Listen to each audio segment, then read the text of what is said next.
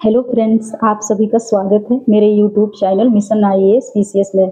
Friends, मैंने अपने पिछले वीडियो में वायुमंडल का जो संगठन है एंड वायुमंडल की जो संरचना है वो मैंने कंप्लीट किया है। एंड आज हम लोग देखेंगे वायुमंडलीय तापमान, जब एटमॉस्फेरिक टेम्परेचर। तो फ्रेंड्स, जैसा कि हम लोग देखते हैं कि हमारा जो पृथ्वी है संपूर्ण ग्लोब पर, ठीक है, तापमान जो है विषम पाया जाता है, असमानता है। कहीं पर भी आपको जैसे कुछ डिस्टेंस के बाद आप देखोगे फिर तापमान जो है यहाँ जैसे कुछ और है, ठीक है। अगर आप देखिए राजस्थान में कुछ और है, या जो तटीय क्षेत्र हैं वहाँ कुछ और है, और आप दिल्ली में जाओगे वहाँ कुछ और होगा। इस तरीके से मतलब हर जगह असमानता, ये तो इंडिया के अंदर हो गया, और पूरे ग्लोब पर देखेंगे तो तापमान में विषमता पाई जाती है। तो आज हम लोग देखेंगे कि ऐसा क्यों होता है। कहीं पर तापमान कम देखने को मिलता है, कहीं ज़्यादा मिलता है, ठीक है। जैसे कि तटीय क्षेत्रों पे अलग होगा, स्थलीय क्षेत्र हैं वहाँ का तापमान अधिक होगा तटीय क्षेत्रों के कंपेयर में। ये सब इसका क्या रीज़न है। तो फ्रेंड्स, यहाँ पर आज हम लोग यही डिस्कस करने वाले हैं कि जो हमारा वायुमंडल में तापमान है वो इतना विषम क्यों है, ठीक है। तो पृथ्वी पर जो तापमान वितरण को प्रभावित करने वाले जो भी कारक हैं, हम लोग आज इन सबको देखेंगे। तो इसमें हम लोग देखते हैं कि फर्स्ट है अक्षांश, जो हमारा अक्षांश है लेटीट्यूड, एंड सेकंड है सागर तल से जो ऊंचाई है। जैसे कि हम अपने समुद्र तल से ऊंचाई की ओर बढ़ते हैं, पृथ्वी से ऊंचाई की ओर बढ़ते हैं समुद्र तल से, तो उसको वो भी प्रभावित कर हो, वहाँ पर भी ये असमानता देखने को मिलती है, ठीक है। थर्ड है सागर तट से दूरी, मतलब डिस्टेंस फ्रॉम द सी।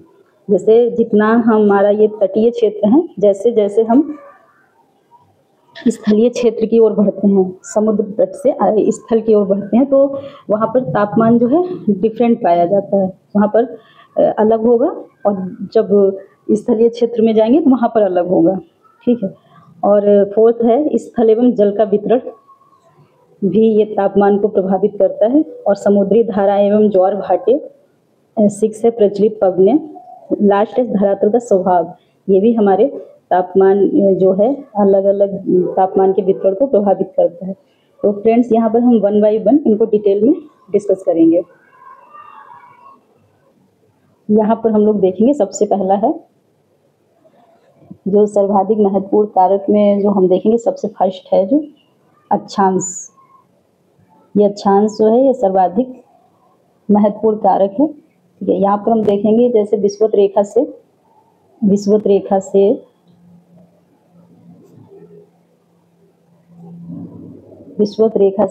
ध्रुवों की ओर, विषुवत रेखा से ध्रुवों की ओर तापमान क्रमशः घटता है, तापमान क्रमशः घटता है। ऐसा क्यों होता है। जैसे कि हमारा ये ग्लोब है, ये हमारा है पृथ्वी, जैसे कि ये हमारा पृथ्वी है, ठीक है। और ये हमारा ये विषुवत रेखा है, जैसा कि आप जानते हो। ये जो पृथ्वी को दो भागों में, ये जो मध्य में गई है, पृथ्वी को दो बराबर भागों में बांटती है, इसको कहते हैं विषुवत रेखा। ये है हमारा विषुवत रेखा। और ये है हमारे ध्रुव, ये 90 डिग्री। ये सब हम लोग जब ये नेक्स्ट क्लास अक्षांश और देशांतर जब हम लोग पढ़ेंगे वहाँ पर हम लोग डिटेल में देखें। यहाँ पर बस इसको जो अक्षांश है वहाँ, यहाँ पर सिर्फ हम लोग उसके वायुमंडलीय तापमान के पर्पज से यहाँ पर हम लोग देख रहे हैं, ठीक है। तो ये विषुवत रेखा से जैसे हम ध्रुवों की ओर बढ़ते हैं तो ये हमारा तापमान क्रमशः घटता हुआ दिखाई पड़ता है। ऐसा क्यों होता है। जैसे कि हमारा सन है, मैंने अपने लास्ट वीडियो में भी ये डिस्कस किया हुआ था। ये हमारा सन है, और सन से जो ये हमारी किरणें आती हैं तो ये यहाँ पर डायरेक्ट विषुवत रेखा पर सीधी पड़ती हैं। ये मैंने अभी अपने पिछले वीडियो में डिस्कस किया हुआ था। और ये ध्रुवों पर तिरछी जाती हैं और ये लॉन्ग डिस्टेंस को ट्रेवल करती हैं, ठीक है। इसलिए यहाँ पर तापमान अधिक होता है, ठीक है। और जैसे हम ध्रुवों की ओर बढ़ते हैं वहाँ पर तापमान कम होता जाता है। बट यहाँ पर हम लोग एक चीज़ देखेंगे, जैसे अगर एग्जाम में पूछता है क्वेश्चन कि हमारे ग्लोब पर, पृथ्वी पर सर्वाधिक तापमान कहाँ पाया जाता है, तो हम लोग ये 0 डिग्री आंसर में नहीं टिक करेंगे, क्योंकि यहाँ पर ये सर्वाधिक, यहाँ पर सूर्य किरणें तो सीधी पड़ती हैं, बट पूरा अगर कंपेयर करें तो यहाँ पर सर्वाधिक तापमान नहीं होता है। इसका रीजन ये है जैसे कि हमारी ये विषुवत रेखा के आसपास नज़दीक यहाँ पर जो स्थलीय भाग है वो कम देखने को मिलता है, यहाँ पर जलीय क्षेत्र ज़्यादा है 0 डिग्री के आसपास, ठीक है। जब यहाँ पर जलीय क्षेत्र ज़्यादा है तो यहाँ पर रेनफॉल ज़्यादा होता है, इसलिए इसके थोड़ा नॉर्थ एंड थोड़ा साउथ में जो है हमारा सबसे ज़्यादा तापमान पाया जाता है। नॉर्थ में जैसे कि आप ये मानी चलते हो ये 20 डिग्री उत्तरी गोलार्ध में, उत्तरी गोलार्ध एंड 20 डिग्री दक्षिणी गोलार्ध, दक्षिणी गोलार्ध।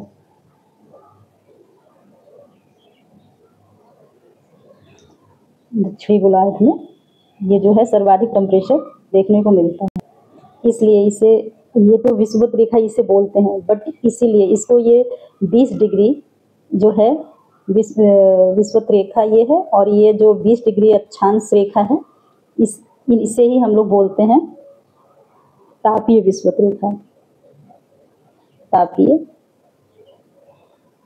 विषुवत रेखा। और यहाँ पर हमेशा जो है सूर्य की किरणें जो है हमेशा तिरछी पड़ती है 90 डिग्री पर, तो इसीलिए यहाँ का जो तापमान है हमेशा सबसे ठंडे प्रदेश यहीं पर देखने को मिलते हैं। यहाँ पर हमेशा तापमान जो है न्यूनतम रहता है। ये हो गया हमारा फर्स्ट अक्षांश, ठीक है। और सेकंड, अब हम लोग देखेंगे सेकंड है सागर तल से ऊंचाई। सेकंड कारक है जो सागर तल से ऊंचाई।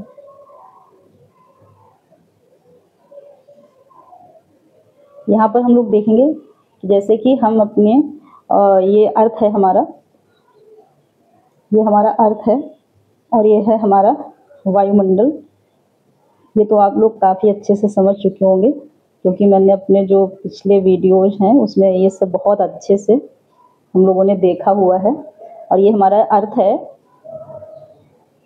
एंड ये है हमारा वायुमंडल। ये मैंने पहले भी बताया है, ये सन, यहाँ से जो सन रेज आती हैं, सोलर रेडिएशन, ठीक है, ये हमारे पृथ्वी तक आती है, ठीक है, यूवी रेज के रूप में। और जब ये पार्थिव विकिरण जब ये हमारे पृथ्वी से जब वायुमंडल में ऊपर की ओर जाता है, ठीक है, तो ये मैंने बोला था ना कि यहाँ से जब जैसे ही हम ऊपर की तरफ जाते हैं तो ये हमारा तापमान कम होता जाता है। आपको याद होगा जिससे हम लोगों ने बताया था सामान्य ताप पतन, आपको याद आ रहा होगा सामान्य ताप पतन दर, जो कि 6 डिग्री 6.5 डिग्री 6 पॉइंट है, ये 6.5 डिग्री सेल्सियस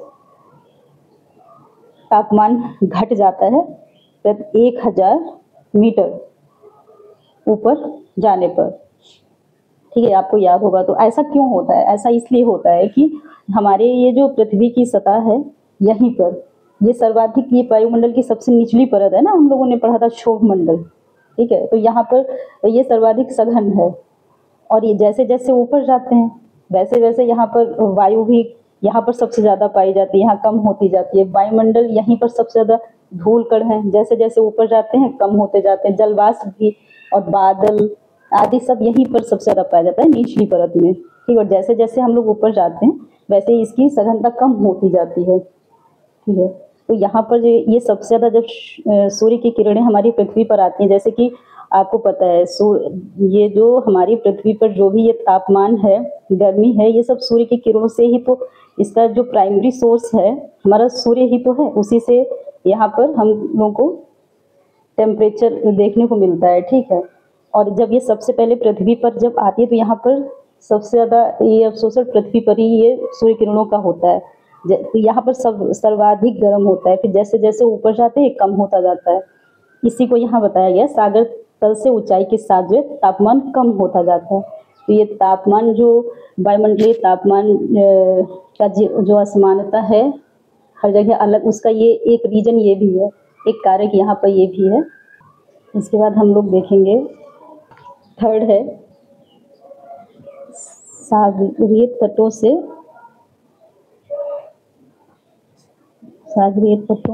से दूरी। सागरीय तटों से दूरी कैसे, इसको हम लोग समझते हैं। जैसे ही देखिए, जैसे आपको पता होगा कि हमारा जो जल होता है, जैसे अभी आप खुली धूप में एक बकेट में जल भर के रख दीजिए, ठीक है, बहुत तेज धूप हो, और जैसे फिर उसके बाद ये जो हमारा पृथ्वी है, ठीक है, जमीन अब धूप, उसको कुछ घंटे बाद आप देखिए, हमारा जो जमीन है जो वो तो गर्म हो जाएगी जल्दी, बट जल है वो इतनी जल्दी गर्म नहीं होता है, ठीक है।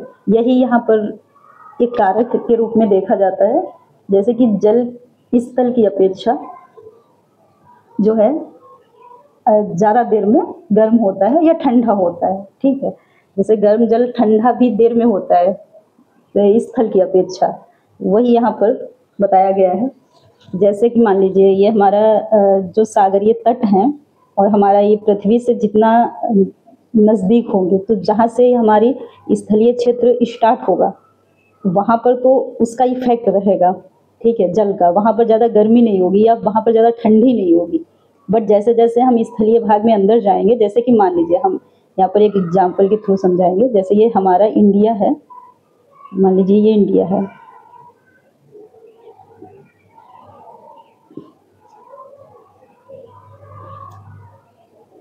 ये हमारा इंडिया है, ऐसे मान लीजिए, ठीक है। अब यहाँ पर ये तटीय क्षेत्र है, यहाँ पर अरब सागर है, अरब सागर, ठीक है। और यहाँ पर मान लीजिए ये हमारा है महाराष्ट्र, मुंबई है, मान लीजिए ये है मुंबई, ठीक है। जितने भी यहाँ पर जितने भी तटीय प्रदेश हैं वहाँ पर आपको ज़्यादा गर्मी या ज़्यादा ठंड देखने को नहीं मिलेगी। उसका रीज़न यही है क्योंकि ये हमारे जलीय क्षेत्र से जुड़े हुए प्रदेश हैं, ठीक है। और जैसे ही हम यहाँ स्थलीय क्षेत्र में अंदर की ओर जाएंगे, जैसे ये हमारा मान लीजिए दिल्ली है, यहाँ पर दिल्ली है, दिल्ली, यहाँ पर बहुत अधिक गर्मी होगी, ठीक है, क्योंकि यहाँ पर इसका जैसे ठंड में है, जब हमारा सागरीय जल जो है ठंडा है तो उसका इफेक्ट यहाँ तक तो रहेगा बट अंदर नहीं रहेगा, वहाँ पर तो गर्मी ही रहेगी, ठीक है। और जब यहाँ पर गर्मी होगी, ठीक है, गर्मी के मौसम में जैसे यहाँ पर जल गर्म है, ठीक है, बट और यहाँ पर ठंडी के मौसम में, सॉरी, यहाँ पर तो जल गर्म रहेगा काफ़ी टाइम तक, ठंड में इतनी जल्दी तो ठंडा हो नहीं जाएगा। यहाँ पर हम लोग देखेंगे जैसे ये मुंबई है, ठीक है, ये अरब सागर है, अरब सागर यहाँ जलीय क्षेत्र है, ठीक है। जैसे जैसे हम स्थलीय क्षेत्र की ओर अंदर की ओर जाएंगे, ये हमारा है दिल्ली, ठीक है, दिल्ली। तो यहाँ पर जब सर्दी के मौसम में क्या होगा, यहाँ स्थलीय क्षेत्र में ठंडा है बट यहाँ पर जो सागरीय जल है ये दिन के समय में गर्म हो रखा है, ठीक है। तो यहाँ पर जब गर्म है तो यहाँ के इसका इफेक्ट यहाँ तटीय प्रदेशों में रहेगा। यहाँ पर इतनी ठंड के मौसम में इतनी ठंड नहीं होगी बट यहाँ पर इसका इफेक्ट नहीं जाएगा, ठीक है। तो यहाँ पर ये ठंड रहेगी, ठीक है। तो ये जो है ये देर में ठंडा होता है जल, और स्थलीय भाग जल्दी ठंडा भी होता है और जल्दी गर्म भी होता है। इसलिए ये भी हमारे ताप वितरण को, सागरीय तट जो हैं इनसे दूरी जो होती है वो भी हमारे ताप वितरण को प्रभावित करती है। और इसका भी एक विशिष्ट रीजन है, विशेष रीजन है, जैसे कि आप लोगों ने पढ़ा भी होगा कि विशिष्ट ऊष्मा वर्ड को आपने पढ़ा होगा। उसका क्या होता है, बस थोड़ा सा मैं यहाँ पे डिफाइन करती हूँ। विशिष्ट ऊष्मा इसका मेन रीजन है। आपको पता होगा कि ये विशिष्ट ऊष्मा जो है, विशिष्ट ऊष्मा, ये विशिष्ट ऊष्मा है, आपको ये पता होगा जल की विशिष्ट ऊष्मा अधिक होती है। जैसे जल है, जल की विशिष्ट ऊष्मा अधिक होती है, ठीक है। और पृथ्वी के कंपेयर में पृथ्वी की विशिष्ट ऊष्मा कम होती है क्योंकि ये पृथ्वी जल्दी गर्म और जल्दी ठंडी होती है। ये जो है जल्दी गर्म नहीं होता है, ज़्यादा टाइम लेता है, इसलिए इसकी विशिष्ट ऊष्मा अधिक होती है। विशिष्ट ऊष्मा क्या होता है मैं बताऊं तो, इसे एक निश्चित मात्रा जल की है और उसको 1 डिग्री सेल्सियस गर्म होने के लिए जितनी ऊष्मा की आवश्यकता होती है उसे ही विशिष्ट ऊष्मा कहते हैं। इसका रीजन यहाँ पर ये है, जल अधिक देर तक गर्म रहता है क्योंकि उसकी विशिष्ट ऊष्मा अधिक होती है पृथ्वी मतलब स्थल क्षेत्र के कंपेयर में। तो यहाँ पर ये कंप्लीट होता है। अब हम लोग देखेंगे फोर्थ इज स्थल एवं जल का वितरण। यहाँ पर स्थल एवं जल का वितरण भी ताप के वितरण को प्रभावित करता है।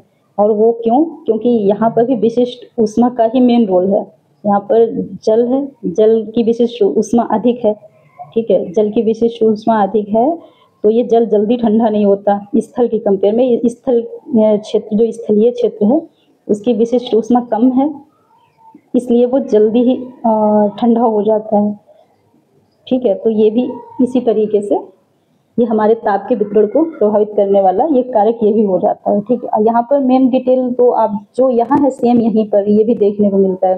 विशिष्ट ऊष्मा यहाँ पर भी विशिष्ट ऊष्मा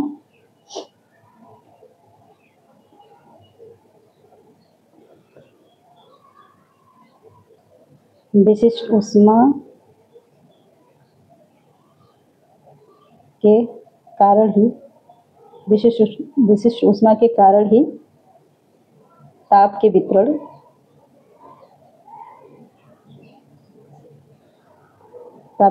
को स्थल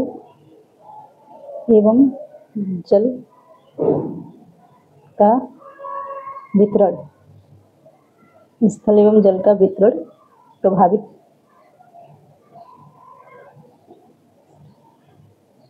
करता है। ओके, अब हम लोग देखेंगे फिफ्थ है समुद्री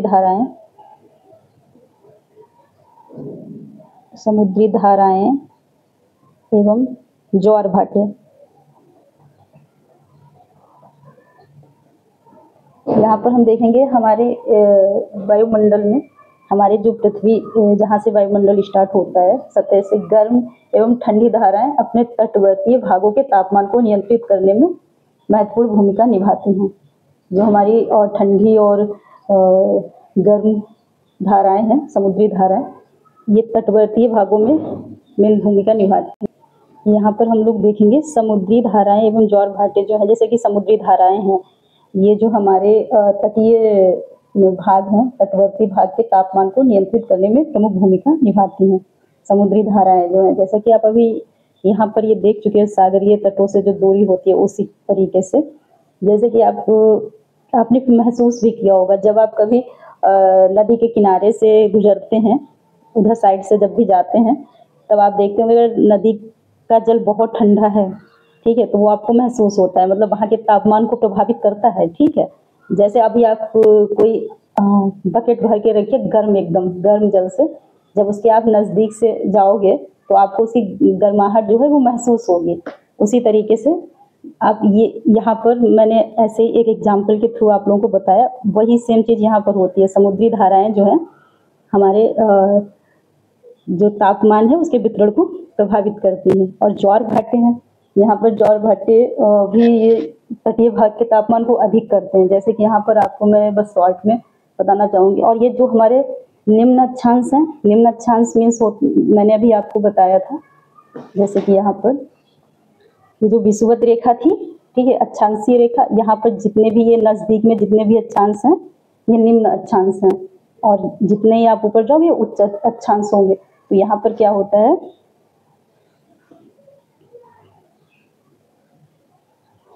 यहाँ पर निम्न अक्षांश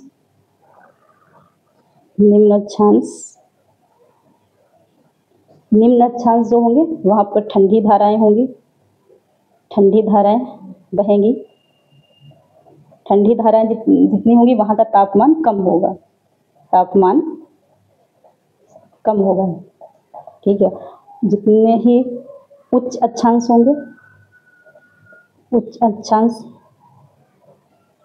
होंगे वहाँ पर गर्म धाराएं होंगी। और ये धाराएं गर्म और ठंडी क्यों होगी, ये हम लोग आगे क्लासेस में देखेंगे इसको डिटेल में। बस आप यहाँ पर इतना ही शॉर्ट में मैं बताना चाहूँगी, उतना ही तापमान अधिक होगा, ठीक है। और ये जहाँ पर ज्वार भाटा होगा, ज्वार भाटा, वहाँ के तटीय भाग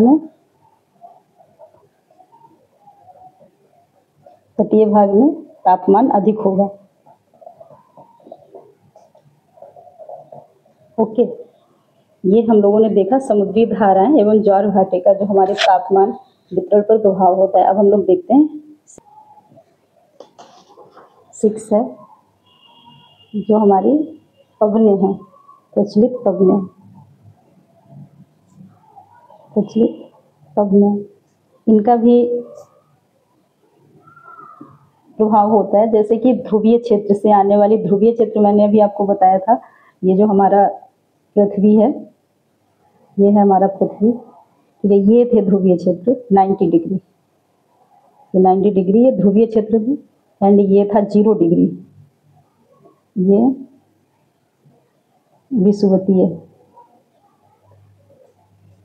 विषुवतीय क्षेत्र था, ये है ध्रुवीय।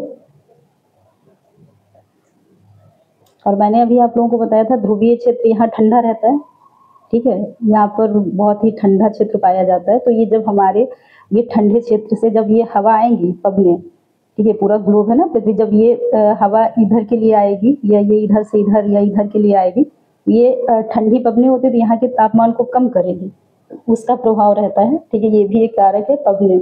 और जैसे कि आपने देखा होगा लोकल विंड्स जो होती हैं, स्थानीय पवने, तो वो भी हमारे तापमान को कम ज़्यादा करती हैं, उसका एक वो भी एक कारक के रूप में देखा जाता है। आप लोगों ने महसूस भी वो किया होगा, जैसे जो स्थानीय पवने होती हैं, ठीक है, जैसे लू वगैरह आपने सुना ही होगा, जानते ही होंगे। तो इनकी ये जो पवने होती हैं, ये भी हमारे वायुमंडलीय तापमान को कम ज़्यादा करती हैं, ये भी एक कारक के रूप में इनको भी देखा जाता है। अब लास्ट हम लोग देखेंगे 7th है, लास्ट धरातल का स्वभाव। जो भी हमारी पृथ्वी है, धरातल का स्वभाव,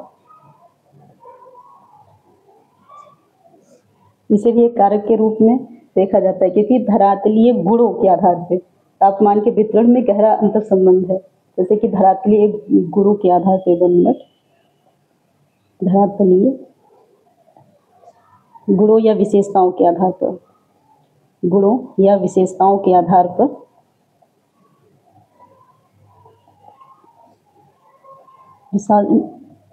विशेषताओं के आधार पर तापमान में विभिन्नता पाई जाती है। जैसे धरातल है, जहाँ पर ये अधिक ये सूर्य ताप जो आता है, मैंने देखा, हम लोगों ने देखा था, ये पृथ्वी है, ये सूर्य है, यहाँ जहाँ तापमान जो आता है, यहाँ आता तो जैसे यहाँ पर आएगा तो ये बराबर आएगा, बट इसके कुछ अपने भी गुण हैं, अपनी भी विशेषताएं हैं। कि जैसे ये पृथ्वी है, ठीक है, पृथ्वी के अंदर कहीं पर ये हमारा रेगिस्तान है, मान लीजिए, ठीक है, ये रेगिस्तान हो गया, ठीक है, ये हमारे पहाड़ पर्वत हो गए, पठार हो गए, ठीक है। इस तरीके से ये मैं बता रही हूँ धरातलीय गुण या विशेषता मीन्स ये है, ये अपने अलग अलग विशेषताओं के आधार पर ये सूर्य ताप को अधिक अवशोषित या कम अवशोषित करते हैं। जैसे कि हमारा रेगिस्तान हो गया, ये धूप जो है जल्दी गर्म हो जाएगा, ठीक है। अब ये हमारा है, जैसे ये पर्वत है, मान लीजिए ये पर्वत है, ये यहाँ पर क्या है, ये यहाँ पर ये मान लीजिए अगर हिमाच्छादित है, ठीक है, मतलब स्नो कवर्ड है, ठीक है, स्नो से ये कवर है। तो आपको ये मैं बताऊंगी नेक्स्ट क्लास में, जैसे जो सूर्य ताप इनके अलग अलग जो हमारा अंदर ये बॉडी है, इसका अलग अलग क्वालिटी के अकॉर्डिंग ये हमारे सूर्य ताप को ग्रहण करती है, ये सूर्य ताप को अलग अलग ग्रहण करती है, ठीक है जी। इसको बोलते हैं एल्बिडो, ठीक है, इन सबका एक एल्बिडो एक नाम दिया गया है। जैसे इसका जो है यहाँ पर तो अधिक ये सूर्य ताप को ग्रहण करेगा रेगिस्तान, आप लोगों को पता है कि रेगिस्तान अधिक गर्म होता है, बट जब ये हमारी स्नो कवर्ड एरिया पे इसकी किरणें पड़ेंगी सूर्य की, तो यहाँ पर ये सूर्य ताप को कम अवशोषित करेगा। इसकी एक क्वालिटी है, यहाँ पर स्नो जो है ये जो भी हमारा सूर्य ताप होता है उसको ये कम ग्रहण करता है और वापस भेज देता है, यहाँ पे गर्म इसको नहीं होने देता। इसी तरीके से ये भी हमारे जो वायुमंडलीय ताप जो है उसके वितरण को प्रभावित करने में मेन रोल निभाता है, ये धरातल का स्वभाव। ठीक है फ्रेंड्स, तो यहाँ पर ये हमारा कंप्लीट होता है आज का टॉपिक वायुमंडलीय तापमान। ठीक है, और जो भी इसमें कुछ चीज़ें मैंने यहाँ पर कुछ टर्म्स आए हैं, जैसे कि विषुवत रेखा है, अक्षांश है, देशांतर है, ये हम लोग देखेंगे अपने आगे के क्लासेस में। बट ये जो जितना भी इससे रिलेटेड था, इसको प्रभावित करने वाले जो भी कारक थे वो मैंने यहाँ पर डिस्कस किए हैं। फ्रेंड्स, अब हम अपने वीडियो को यहीं पर एंड करते हैं और आगे के क्लासेस हम कंटिन्यू करते हैं अपने नेक्स्ट वीडियो में। फ्रेंड्स, जैसा भी आपको इसमें कोई भी कंफ्यूजन है या जो भी आपके व्यूज़ हैं वो प्लीज़ कमेंट में लिख कर हमें बताएं। एंड जैसा भी आपको वीडियो लगा है उसके अकॉर्डिंग आप इसको लाइक, शेयर एंड सब्सक्राइब करें। Okay, thank you friends.